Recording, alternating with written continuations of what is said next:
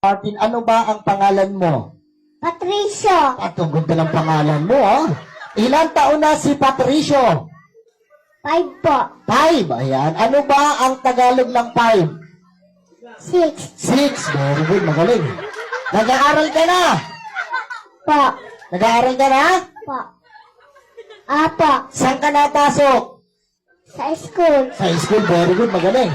Okay, dahil ikaw ay nag-aaral na, katulad ba ng ibang bata, meron ka bang gustong maging paglaki? Apo. Anong gusto mo maging paglaki? Gusto mo maging isang Tatay. tatay? Ako, bata ka pa, gusto mo na maging tatay. Hindi. Bakit? Ano ba ang ginagawa ni tatay? Nagsasabong. Nagsasabong. Patay tayo dyan.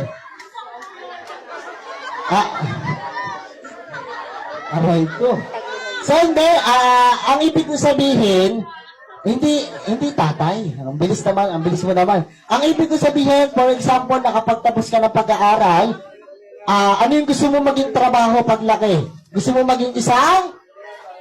Doktor. Doctor, very good. Palakpakan naman natin. Gusto niya maging isang doctor paglaki. Pag ikaw pa ay naging doctor na, nagkaroon ka na ng license para manggamot, sino yung una mong gagamutin? Mama. Si mama. Ayan, bait naman. Ano ba sakit ni mama? Si Mosta. Chismosa. Patay ka sa nanay. Sino po yung nanay nito? Sino? Anak mo, tete? Patay ka sa nanay mo mamaya. Dito ka lang, tayo ka lang. So, ganito yung gagawin natin. Sige, bago tayo magpatuloy, dahil sabi mo nga sa akin, nag-aaral ka na, saan ka ba magaling? Sa school. Sa school, So, tama, magaling nga sa school. Okay. For example, saan ka ba magaling? Saan subject ka ba magaling? Sa? Sa English. English, wow. Pero mukhang maganda yung pagpapalaki mo sa anak mo, So, mukhang matalino. Matalino ka ba? Po. Opo, very good. Sa palakpakan muna natin. Meron lang ako konting katanungan. Okay lang ba sa'yo? Apo. Very good, palakpakan natin. So, sige, ganito. Mga bata, wag nating tuturuan, okay? So, sabi niya, magaling siya sa English. Ano ba ang English ng aso? Dog. Palakpakan naman natin. Magaling, ha? Okay. Ano naman ang English ng pusa? Cat. Palakpakan naman natin. Magaling si Kuya, ha? Ito naman, may hihirapan ko ng konti, ha? Ano ang English ng papaya? 5. Silka.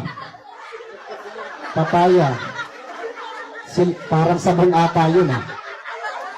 Papaya, silka. Ito naman. Ano naman ang English ng baka? Pambit. Corn beef. Nasa lata na yun. Talagang sa lata na. Ano naman ang English ng kambing? Me. Tayo dyan. Ano naman ang English ng kabayo? Herdor. Red horse. Patay tayo dyan. Sabihin ko na lang. Puro kakalokohan. So, matalino nga pati anak mo. So, alam mo na ba yung gagawin mo? Apo. Anong gagawin mo? Kakain. Kamaya nga tayo kakain. Ang gagawin mo, babatiin muna si Martin ganito. Happy birthday, Martin! Wala pa. Makinig ka muna. Ganito lang, happy birthday, Martin! Ready and begin! Happy birthday, Martin!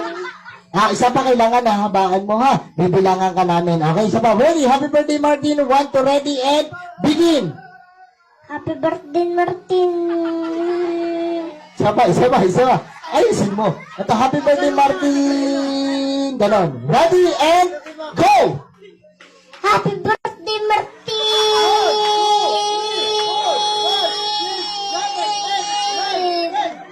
Ang palakpakan natin nakakuha ng 10 counts. So maraming salamat, Tol. Upo ka muna. Ayan. So sa